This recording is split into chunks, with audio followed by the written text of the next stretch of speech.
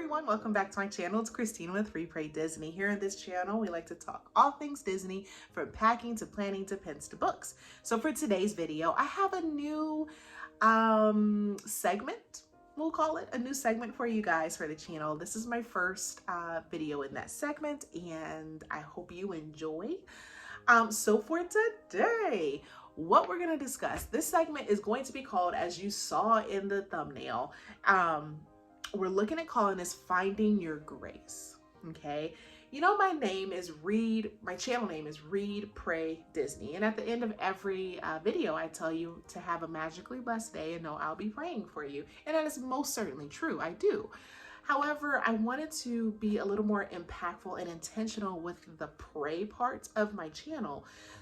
So what I decided, and it's something I've been thinking about a long time, and I didn't want to come off preachy or anything like that with you guys, but I did want to share something that I think is helpful and probably missing a little bit in our world today, which is finding your grace. Okay, and let me explain what that means.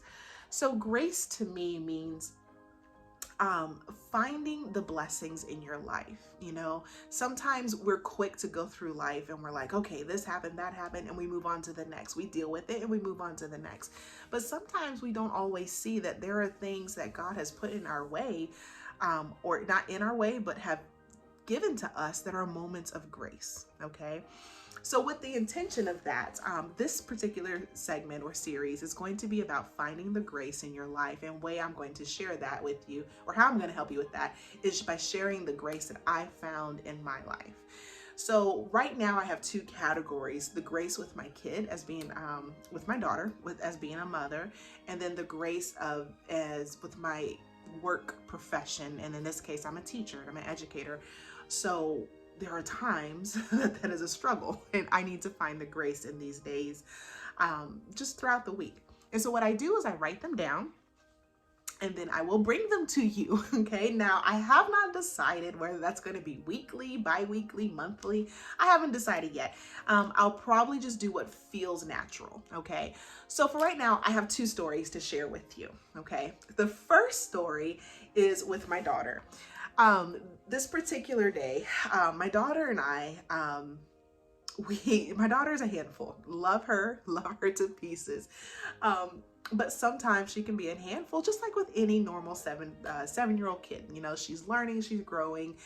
And I will say the stress of, because currently I am a single mother, not in the sense of I'm not married, but my husband is in Korea, because remember, we are an Army family.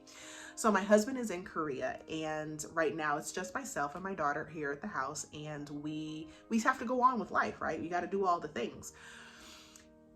And that means also I don't necessarily get time for myself. So one particular day, my kid does not like getting up in the morning, and we constantly go back and forth with our morning routine. And we were in the car, and I was frustrated because we were running behind. Like, she wasn't late to school, but I was going to be late for work, and we're just running behind, and I was just frustrated, you know, and I found myself, I was snapping at her. And so in order to not to continue to snap at her, I just stopped talking. You know, I put on the music in the car and I just stopped talking. And because I knew that I was at a point to where just as a human, I was frustrated and I was fed up. And then my kid, she had her iPad in the back, and all of a sudden she plays a song. Now, I don't know about you guys, but I feel like God speaks to me in song a lot of times. And actually today, I think I'll be sharing 3 stories. But I think God speaks to me via song, and at least one of the ways. And so that day, she played a song that I promise you, I have no idea where it came from. We don't generally listen to gospel music. Not that we don't love gospel music, we do. I do have some songs, but it's not like a genre that I have put on her playlist. And that particular morning, she played a song that's called I Need a Little More Jesus, but it goes, I need a little more Jesus, I need a little more Jesus. And I'll put I think if I can find it, I'll put at least by who and the song in the description box below, so you can check it out for yourself. But that song came on, and it literally, it smacked me in my face. God said, you need me. You know, just quit being frustrated, quit being angry. He smacked me upside my head and said, Christina, pray. You know, and this moment is where you needed to have prayed. And I did. And I was like, you know what? I do need a little more Jesus. I need to give up my frustrations to God and let him carry me through. And understand that my kid, she's a kid, you know, and she's going to do dumb kid things. It happens. And I, you know, don't forgive me. Don't misunderstand me. I love my daughter. We have a great relationship. It's just, you know, that parenting sometimes can be difficult. And in this case, it was very difficult that morning. And for that song, and I'm telling you, this was the grace, because I don't know how that song popped up on our iPad. It's, you know, when you have Apple iTunes, a lot of times that, you know, it just throws songs at you based on what you were listening to previously. We had not played any gospel songs in a good long time. So for that to have just, she pressed play, and it was in iTunes. It wasn't like she was going through YouTube or anything. So if you know, you know. God smacked me upside my head and said, you need a little more Jesus. Bring that frustration down a notch. And I did. So that was that grace. Okay, so the next story happened in my classroom, and this revolves around a set of kids. And I'm not going to use any names, so all names have been washed from the record. But I have a student who, he is very annoying. Yeah.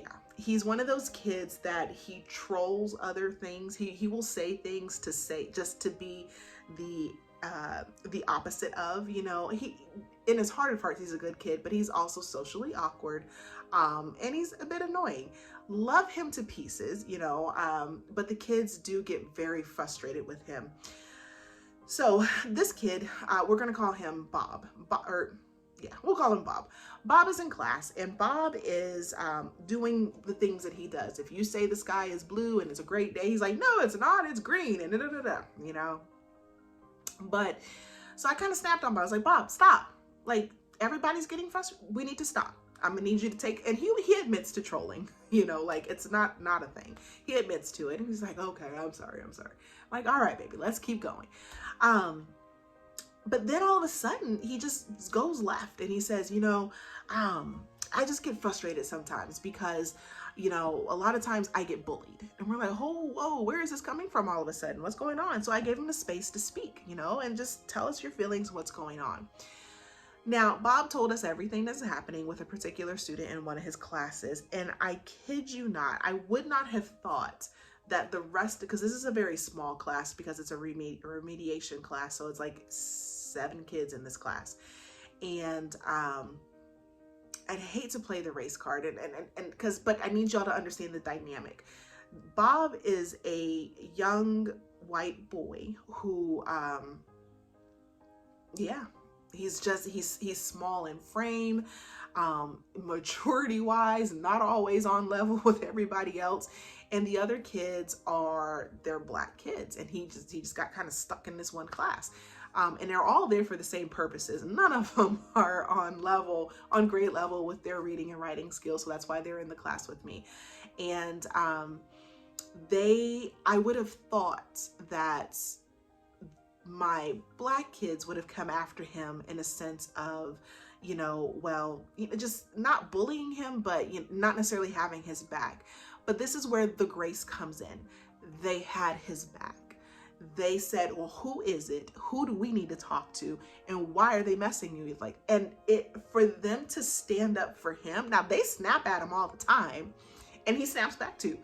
But for them to collectively come together and say, we're not going to let somebody mess with you. And they knew who the girl was. And it's a girl that's bullying him. They knew who this girl was. They're friends with this girl. And we had this conversation about ownership and being able to own the fact that your friend is not doing the right thing. And we're not promoting violence in any way. And we didn't promote any violence, but say, as y'all's friend, if she is y'all's friend and you're letting her, not letting, but if you let her bully Bob, you have the ability to say something and to help him. They're like, yeah, we can do that. Da, da, da.